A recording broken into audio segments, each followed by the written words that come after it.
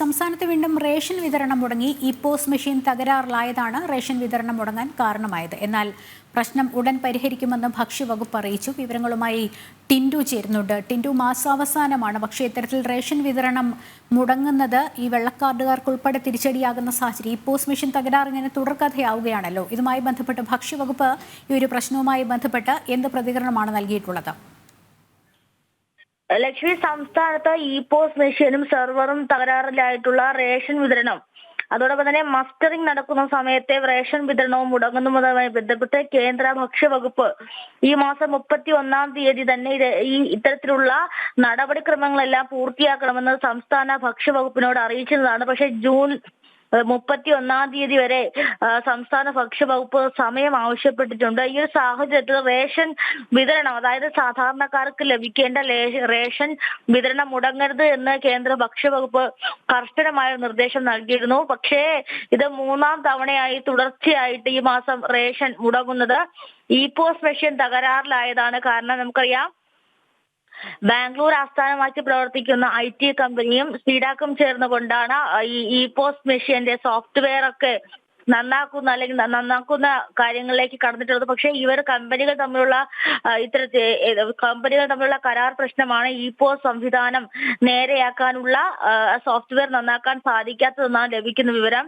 സംസ്ഥാനത്ത് ഏതാണ്ട് 1.5 കോടിയോളം റേഷൻ ഉപഭോക്താക്കളാണുള്ളത്, റേഷൻ കാർഡ് ഉടമകളാണുള്ളത്. അത് 2 ലക്ഷത്തോളം ആൾക്കാരുടെ മസ്റ്ററിംഗ് മാത്രമാണ് പൂർത്തിയാക്കിയിട്ടുള്ളത്. മസ്റ്ററിംഗ് പൂർത്തിയാക്കുന്ന സമയത്ത് റേഷൻ വിതരണം നടത്താൻ സാധിക്കില്ല എന്ന് റേഷൻ കട വ്യാപാരി സംഘടനകൾ സംസ്ഥാന സർക്കാരിനോട് അറിയിച്ചതാണ്. ഒരേ സമയം സംസ്ഥാനത്തിന്റെ വിവിധ ഭാഗങ്ങളിൽ നിന്നും ഈ റേഷൻ മസ്റ്ററിംഗ് ചെയ്യുന്നതും റേഷൻ വാങ്ങുന്നതും ഒരുപക്ഷെ ഈ ഡേറ്റ പോസ് സോഫ്റ്റ്വെയറിന് താങ്ങാൻ കഴിയില്ല എന്നും അറിയിച്ചപ്പോൾ ഇത്തരത്തിലുള്ള പരിമിതികളൊക്കെ ഉള്ള സമയത്തും ഇത് പരിഹരിക്കാതെ ജനങ്ങളെ ബുദ്ധിമുട്ടിക്കുന്ന രീതിയിലേക്കാണ് ഭക്ഷ്യവകുപ്പ് കടന്നിട്ടുള്ളത് എന്ന് പറയാൻ.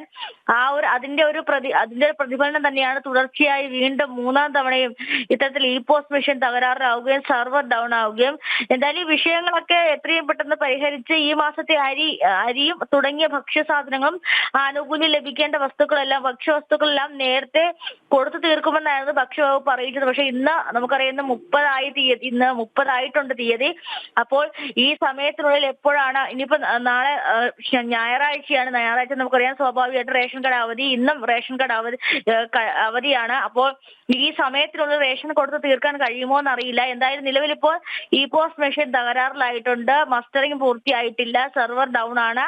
എന്തായാലും പ്രശ്നങ്ങളെല്ലാം പെട്ടെന്ന് പരിഹരിക്കുമെന്നാണ് ഭക്ഷ്യവകുപ്പിന്റെ ഭാഗത്തു നിന്നുള്ള ന്യായീകരണം. പ്രശ്നം പരിഹരിക്കാൻ ശ്രമം തുടങ്ങി എന്ന് തന്നെയാണോ അറിയാൻ സാധിക്കുന്നത്?